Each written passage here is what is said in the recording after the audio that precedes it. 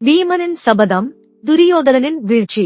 பாண்டவர்கள் மற்றும் கௌரவர்கள் சிறுவயதில் குரு துரோணர் வழிகாட்டுதலில் கல்வி கற்றுக் கொண்டிருந்தனர்.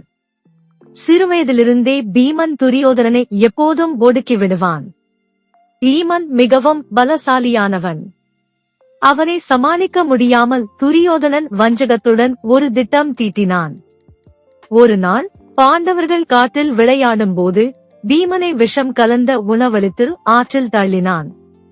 நதி அடியில் மண்டியிருந்த நாகர்கள் பீமனை கண்டனர். அவர்களின் ராஜா வாசுகி பீமனுக்கு அமிர்தம் அளித்து அவரது பலத்தை பெருக்கினார். பீமன் நாகர்களால் மேலும் பலம் பெற்றுவிட்டு திரும்பினான்.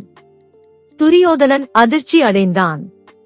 குருக்ஷேத்திர போரில் பீமன் துரியோதனனுடன் இறுதி யுத்தத்தில் ஈடுபட்டான். பீமன் தன் வாய்க்குமொழி சபதத்தை நினைவுபடுத்திக் கொண்டு துரியோதனனின் தொடையை கடுமையாக அடித்தான். துரியோதனன் தரையில் விழுந்தான். அவன் போரில் தோல்வி அடைந்ததை ஏற்க முடியாமல் கோபத்திலும் வலியிலும் தவித்தான்.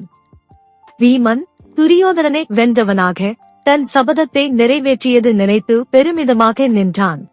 முருகப்பெருமானை நம்பினால் சேனலை லைக் செய்யவும், உங்கள் எண்ணங்களை கமெண்ட் செய்யவும், வீடியோவை பகிரவும் மற்றும் சேனலுக்கு குழு சேரவும்.